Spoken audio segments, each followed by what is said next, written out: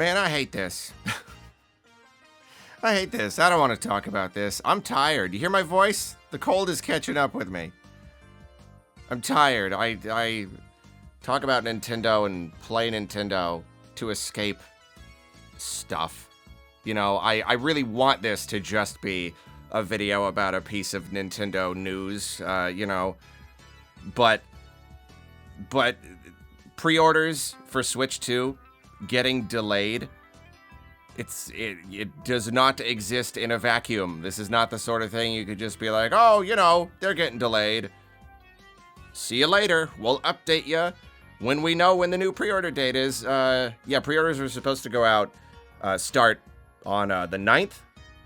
And right now, nobody knows when it's going to happen, at least here in the US. And that's because nobody knows what is going to happen here in the US. At least at this moment, Nintendo is insisting that the June 5th release date, that is still solid. But as for when we're going to be able to pre-order, we don't know. And I think they don't know. And a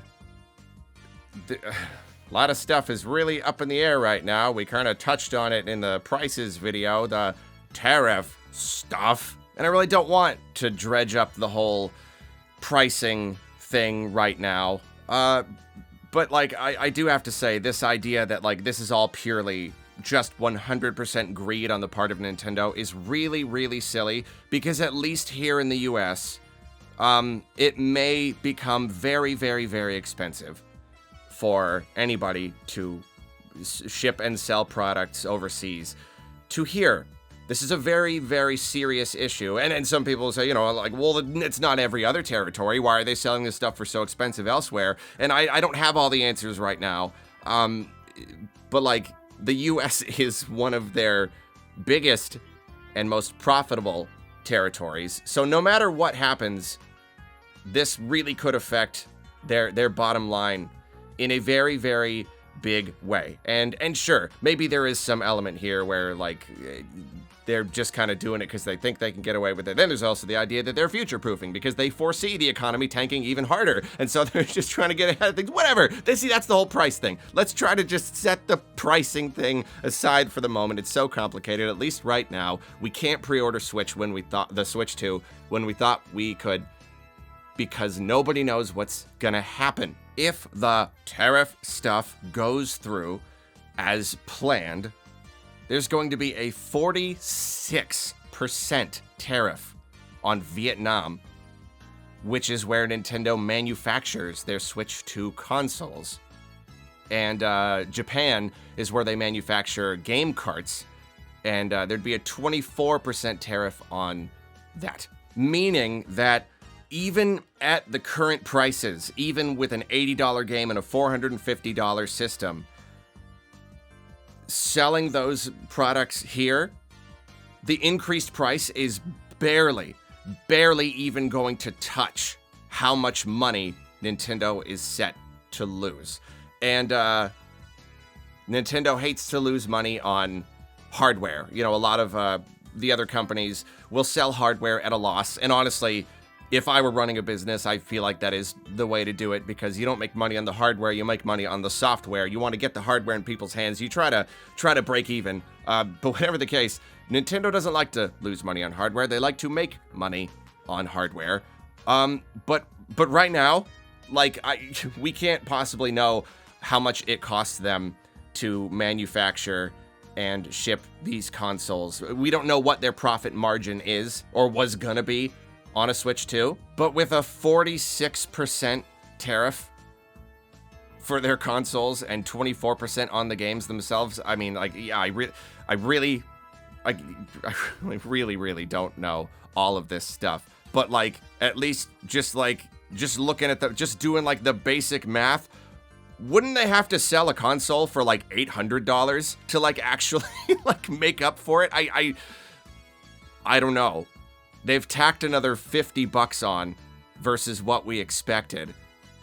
And yet, like, I don't know. That's kind of nothing and even 24% on the games. So yeah, I really don't know. I don't know all of the raw numbers.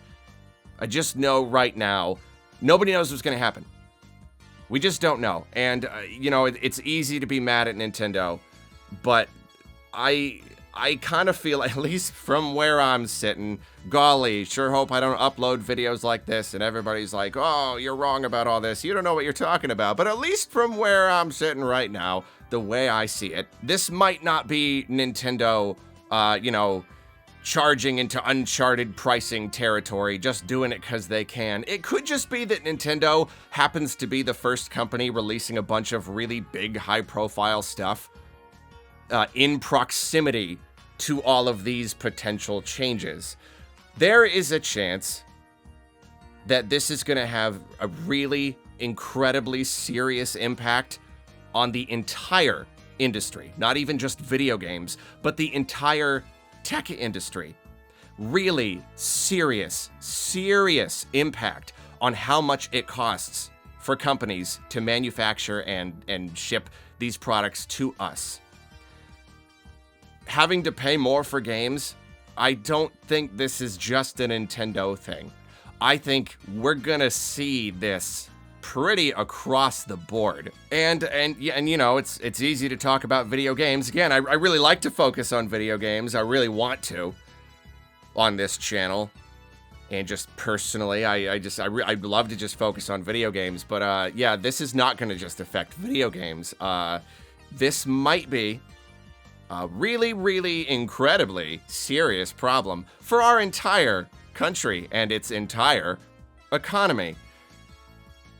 And, yeah, we find ourselves in a really weird situation where everybody's just kind of holding their breath to see what happens, because I don't know. I don't know have we ever been in a situation like this where if something goes through, it has the potential to disrupt just the very, like, order of how things work so dramatically that it seems like unrealistic. You know, like, it seems so unrealistically disruptive that nobody could really anticipate it, and so no one knows what to do. And everybody is just kind of waiting, because it just, you know, it cannot be overstated how much of an impact this is going to have on everything. And so at least here in the US, there is a fine chance that we are going to have to pay a lot more for Switch 2s, or it is also possible that Nintendo is just going to not give us that many. You know, if they're eating profit on each unit sold, we might just not get a bunch. They might just give us, like, some. You know what I mean? Because, like, this is going to be a big launch. All over the world, millions and millions of people are looking to get their hands on a Switch 2. But it's very possible that at least here in the US, it might be extraordinarily hard. It might be harder than even the Wii in the first couple years. And of course, I don't know. I suppose this is just speculation, but just think about it. If they're going to lose that much money per unit, they're going to have to charge a lot more and or just sell less to us. But then, like, what does that look like long term? If these are long-term changes, okay, I know that's it. Game consoles forevermore just start at $700-800 like a PS5 Pro. Even cheaper stuff. Yeah, I don't know. I really don't know. But it's worrisome. It's pretty worrisome, you know? This is my job. This is a pretty important thing, Nintendo. It's kind of a thing. And so the idea that it's going to be next to impossible to get the next Nintendo system, especially now, like the Switch 2, I'm very excited about it. I'm very happy about it. It's all really cool. Games are cool. System's cool.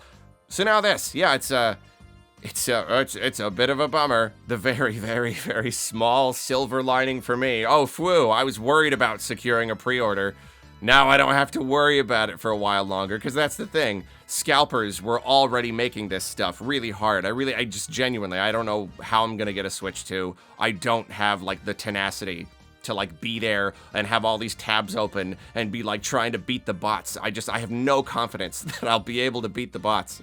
So at the very least, I don't have to, I can just put off worrying about it a little bit longer. Yeah, it's a thing.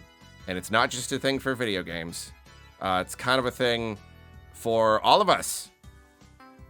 And, yeah. So, I don't know. I get it. The prices, it stinks. There are many, many factors to consider. And sure, Nintendo does like to be kind of greedy. They do like to make money. I just think that, at least right now, Nintendo is not the authority that you should be raging against.